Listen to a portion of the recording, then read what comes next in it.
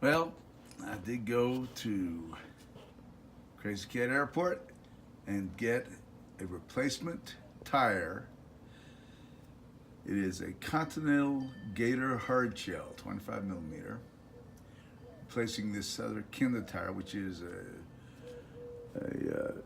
30 millimeter,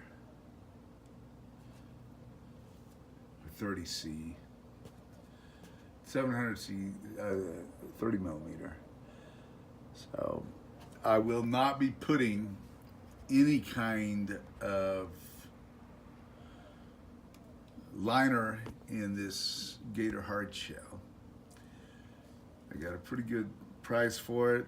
I hope I don't have to buy another one before I get my well, about a week I should have a new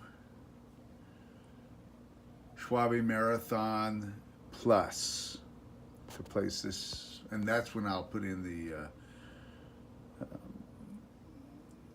flat. That's when I'll flat put in the inner liner. Okay, let's swap this out and take a pedal a little later. Adios.